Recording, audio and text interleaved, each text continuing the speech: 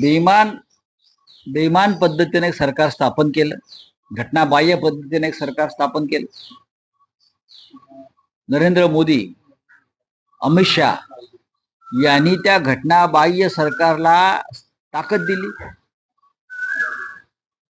विधानसभेचे अध्यक्ष जे तटस्थ असतात त्यांनी पक्षपाती निर्णय देऊन सरकार वाचवलं। आम्ही जे म्हणत होतो या देशातलं संविधान धोक्यात आहे,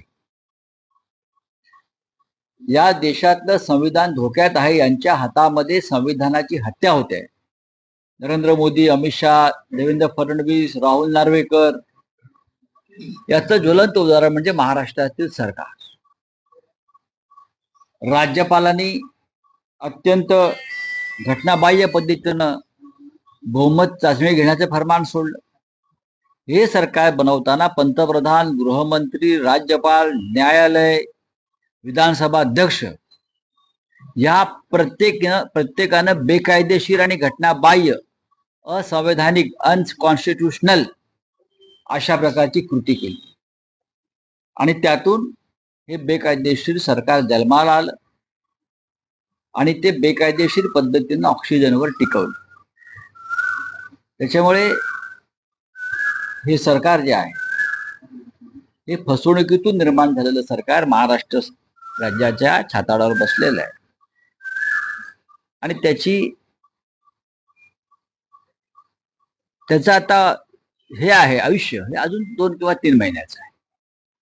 लोकसभा निवडणुकीमध्ये या सरकारला लोकांनी लाथाडलं, नाकारलं आणि विधानसभा निवडणुकीत सुद्धा या सरकारचा दारुण पराभव होईल। आता त्यांचं म्हणणं आहे की आम्ही उठाव केलेला आहे, त्यामुळे हा शिवसेना खरा पक्ष आमचाच आहे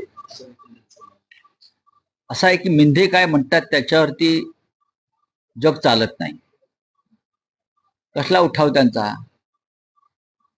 चोरांचा उठाव, दरोडेखोरांचा उठाव, असं कधी होतं का?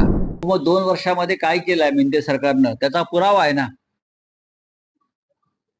जे सरकार फसवणुकीतून आलं आणि हे सरकार कर्जबाजारी राज्य ज्यांनी बनवलं, महाराष्ट्रातला उद्योग गुजरातमध्ये जाऊ दिला, ते आज आपल्या 2 वर्षाच्या वर्षपूर्तीचं ढोल वाजवतायत। हे या राज्याचं दुर्दैव आहे। असत्य बोलणारे, भ्रम पसरवणारे आणि त्या भ्रमाच्या फॅक्टरीचे मालक संजय राऊत यांना पिवळी झाली आहे आणि त्यामुळे त्यांना स्वतःला असलेली सवय खोटं बोलण्याची दुसरेही तसेच करत असतील अशा पिवळीतून ते बोलतायत। या ठिकाणी महायुतीचा अर्थसंकल्प त्यांच्या पायाखालची वाळू घसरवणारा आहे। एका विधानसभेमध्ये तर 40,000 नावं हिंदूंची डिलीट झालेली आहेत, काही ठिकाणी बूथ सरकवले दुसरीकडे आणि मग मतदान केंद्र, मतदार अधिकारी याच्यावर जो दादागिरी करतो त्याच पक्षाने आमच्या मनात शंका आहे, मतदार यादीतला गोंधळ केलाय आणि त्या आमच्या संशयाची सुई ही उभाटा सेनेकडेच जाते।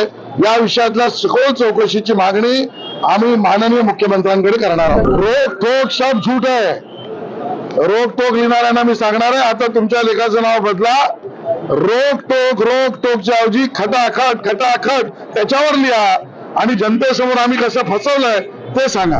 मला वाटतं त्यांचं संपूर्ण वाक्य ऐकल्यावर मी त्यावर प्रतिक्रिया देईन। मला असं वाटतं की उभाटा सेनेने आपलं नाव रडकी सेना ठेवावं, कारण ज्या वेळेला त्यांना सर्वोच्च न्यायालयात न्याय मिळत नव्हता तेव्हा सर्वोच्च न्यायालयावर त्यांनी शंका उपस्थित केल्या, मग उच्च न्यायालयामध्ये न्याय मिळणार नाही असं वाटल्यामुळे उच्च न्यायालयावर शंका उपस्थित केल्या, मग निवडणूक आयोगावर शंका उपस्थित केल्या, मग ईव्हीएम मशीनवर शंका उपस्थित केल्या, आता ते त्या ठिकाणी विधानसभा अध्यक्षांवर शंका उपस्थित करतात।